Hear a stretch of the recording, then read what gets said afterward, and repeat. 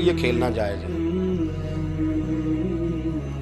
शौक के लिए खेलना जायज नहीं है। आप शौक के लिए जानवर मार के घर आ गए, शौक के लिए जानवर मारा और घर आ गए। माज़ अल्लाह ताला ऐसे भी शहजादे हैं सियासतदानों के, सेठों के, नवाबों के, जो कहते हैं कि अभी वो कोई खाने के लिए थोड़ी शिकार कर रहा है, वो तो निशाना पक्का कर रहा है अपना। माज़ अल्लाह निशाना समझ के जानवर को मारा जाएगा।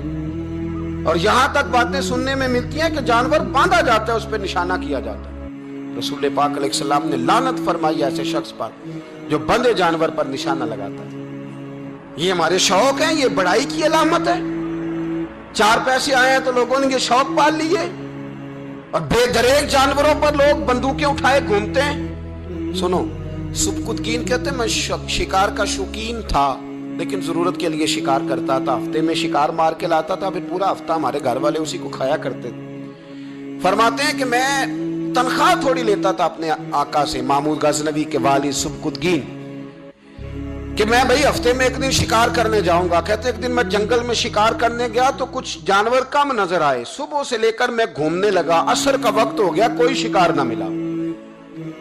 अब मेरे दिल के अंदर यह डर था कि अगर मगरिब मुझे यहीं हो गई तो मुझे कोई दरिंदा, कोई जानवर परेशान करेगा।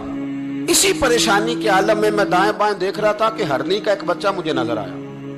मैंने झट से वो हरनी का बच्चा ही उठा लिया कि आज यही शिकार करूंगा। कहते हैं मैंने उसे घोड़े के आगे रखा, अपने आगे गर्दन की जानिब, और मैंने घोड़े की लगामें इस तेजी से घुमाई कि सर पट घोड़ा दौड़ाया ताकि मगरिब से कबल मैं शहर में पहुंच जाऊं, ये जंगल का इलाका गुजर जाए। कहते हैं मैं बड़ी गर्मी थी, बड़ी प्यास लगी, पर पानी ना पिया ना घोड़े को पिलाया। सर पट दौड़ाया इस डर से कि कहीं ऐसा ना हो कि मैं जंगल में मुझे शाम हो जाए। कहते हैं जब मैं शहर से बाहर पहुंच गया तो मगरिब का वक्त भी शुरू हो गया। कहते हैं अभी मैं पहुंचा ही था, मैंने वहां घोड़े को रोका, खुद भी पानी पिया, जानवर को भी पिलाया। कहते हैं जरा मैंने आंख उठा के देखा तो जिस हरनी का मैं बच्चा लाया था वो भी दौड़ती हुई मेरे पीछे आ गई। कहते हैं वो पीछे मेरे खड़ी है, पता नहीं कहां से बेचारी दौड़ी। मेरा तो घोड़ा था और मैंने तो सांस भी नहीं लिया। 1.5 घंटा 2 घंटे मैं भगाता लाया इस जल्दी में कि बाहर आना है। कहते हैं पलट के देखा तो उसकी सांस फूली हुई हरनी की और ललचाई नजरों से मुझे देख रही है। दिल के एक कोने से आवाज आई कि आज तो 2 शिकार हो गए। बच्चा तो पकड़ा ही, इसकी मां को भी काबू करता हूं ताकि डबल शिकार हाथ आएगा। कहते हैं फिर अंदर से मेरा दर्द बोला, अंदर से मेरा रहम बोला कि एक मां अपना बच्चा लेने आई है और इस तरह तो उसे तकलीफ नहीं दी जा सकती कि उसे ब्लैकमेल करके मां को भी रख लिया जाए। कहते हैं जब मैंने उस हरनी की तरफ देखा तो उसकी नजरों में सवाल था, उसकी नजरों के अंदर सवाल था, कुछ मांग रही थी। कहते मैंने उस बच्चे की पुश्त पर हाथ फेरा, फिर मैंने बच्चा छोड़ दिया।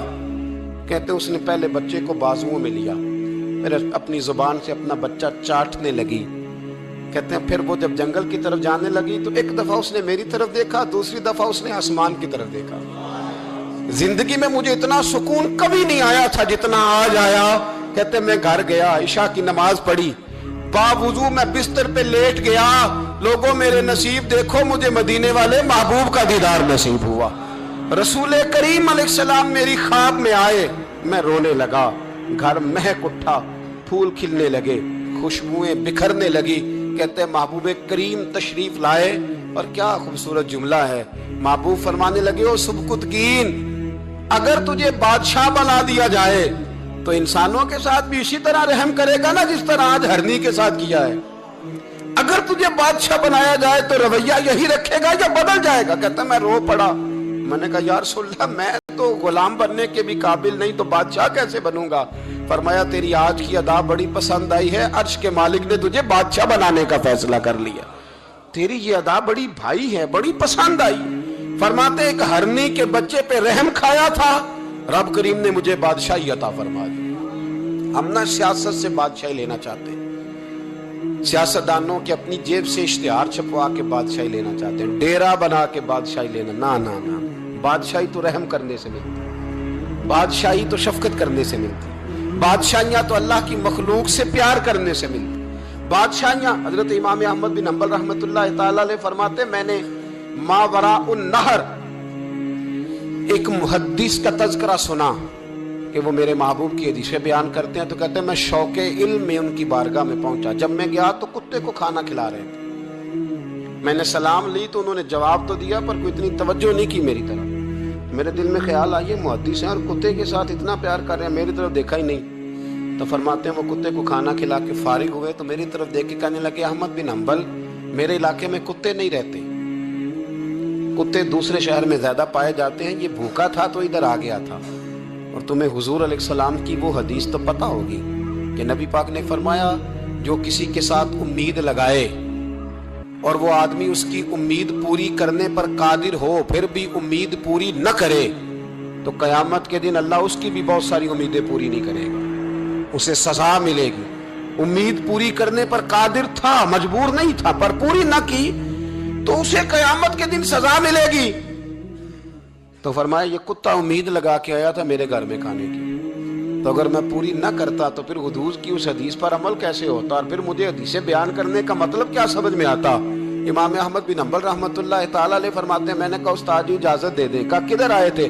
کہا حضور جس کام آیا تھا نا وہ میرا بڑا ہی اچھا ہو گیا ہے, وہ بڑا شاندار ہو گیا. جو حدیث بھی آپ نے بیان کر دی اور صرف بیان نہیں کی, آپ نے تو عمل کر کے بھی دکھا دیا ہے. آپ نے تو اس حدیث پر منوان عمل کر کے بھی دکھا دی. جانور کے ساتھ اس نے سلوک کرنا, اس کے ساتھ پیار کرنا, جانوروں کا خیال رکھنا. کچھ جانور موذی ہوتے ہیں, شریعت نے انہیں مارنے کی اجازت دی ہے, اجازت دے دیا. جو جانور تکلیف دیتا ہے, اذیت دیتا ہے, اسے مارا جا سکتا ہے, اس کو ہٹایا جا سکتا ہے. لیکن جانور کے حقوق کا لحاظ کرنا, اس پر رحم کھانا, اس پر توجہ دینا. میں برطانیہ کے ایک شہر کی طرف جا رہا تھا تو رستے میں نا ٹریفک بند ہو گئی.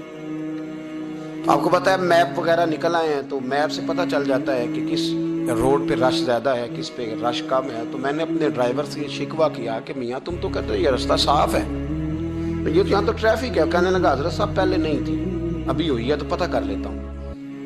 اس نے نیٹ پر کوئی چیز لگائی تو جواب یہ آیا کہ روڈ پہ نا آگے کتے کا ایکسیڈنٹ ہو گیا اور ایمبولینس آ رہی ہے کتا اٹھانے کے لیے. تو جیسے ہی کتا اٹھا کے لے جائے گی نا روڈ کھول دیا جائے گا. مجھے نا شرم آئی مجھے, احساس نے مجھے پریشان کر دیا. وہ کہنے لگا حضرت میں نے کوئی ایسی بات تو نہیں کر دی, آپ تو پریشان ہو گئے. میں نے کہا یار پریشان اس لیے ہوا ہوں کہ کافروں کا ملک ہے, کتے کا ایکسیڈنٹ ہوا ہے تو ایمبولینس کتا اٹھانے آ گئی ہے. اور مسلمانوں کے ملک میں کتا اگر روڈ پہ ایکسیڈنٹ ہو جائے تو وہ گاڑی کے ٹائروں کے ساتھ مسئلہ تو جاتا ہے پر مرے ہوئے کو بھی سائیڈ پہ کوئی نہیں کرتا. میرے وطن عزیز میں, میرے ملک کے اندر کتا اگر اس کا ایکسیڈنٹ ہو گیا تو ٹائروں کے ساتھ ہی وہ جائے گا. یعنی 10 دینے والا M A, B A, B B A, M S C, M Phil, P H D کی ڈگری رکھنے والا. اب مالدار غریب لوگ تو نہیں نا گاڑیاں ڈرائیو کر رہے ہوتے, مالدار پڑھے لکھے لوگ وہ اپنے ٹائروں کے ساتھ اس کتے کے اوپر سے گزریں گے لیکن کچھ چھڑی لے کے اس کو سائیڈ پہ نہیں کریں گے. اور ہمارے کوئی فلسفے سنے تو ہم سے زیادہ اچھا بیان ہی کوئی نہیں کر سکتا. ہماری کو لب و لہجہ دیکھے تو ہم سے زیادہ اچھی نصیحت کرے گا کوئی نہیں. لیکن اس کو ایک جگہ پہ میں نے کہا ایک سنگی سے کہ یار ذرا تھوڑا رکو, اس کو سائیڈ پہ کر دو. تو کہنے لگے مین روڈ پہ کیسے رکیں؟ تو میں نے کہا ہیلمٹ گر جائے تو فٹافٹ رک جاتے ہو, تھیلا گر جائے نا کبھی سامان والا تو یوں کر کے گاڑیاں بلاک کر دیتے ہو, اگرچہ وہ 150 روپے کا ہی مال کیوں نہ ہو. اور کتے کی خاطر نہیں نیچے اتر سکتے, اس کو تھوڑا سا ہٹایا نہیں جا سکتا. لیکن ہمارے رویے ہیں, ہمارا مزاج ہے, ہم ان چیزوں کو سمجھتے نہیں. امیر ملت, اور اگر میں کہوں بانیے پاکستان تو میں ٹھیک کہوں گا. بانیے لارڈ تھا ایک اس وقت انگریزوں کا بڑا, پیر جماعت علی شاہ صاحب محدث علی پوری بھی پاکستان کی تحریک چلا رہے تھے اور قائد اعظم بھی چلا رہے تھے. تو لارڈ نے قائد اعظم سے کہا تھا کہ قائد اعظم مجھے تیری سیاست سے اتنا ڈر نہیں آتا جتنا جماعت علی شاہ کے دین سے ڈر آتا ہے. اتنا مجھے, میں آن دی ریکارڈ بات کر رہا ہوں ذمہ داری کے ساتھ, کہ تیری سیاست سے میں اتنا نہیں ڈرتا جتنا جماعت علی شاہ کے دین سے ڈرتا ہوں. اس لیے کہ یہ جب دین کا نام لے کے پاکستان کی بات کرتا ہے تو لوگوں پہ جادو طاری کر دیتا ہے. اس لیے میں تیری سیاست سے زیادہ اس کے دین سے ڈرتا ہوں. امیر ملت پیر جماعت علی شاہ صاحب, ان کو ابو العرب بھی کہا جاتا. ان زمانوں میں عرب میں غربت آئی تو یہاں سے ہندوستان سے چندے اکٹھے کر کر کے پیر جماعت علی شاہ صاحب لے جایا کرتے.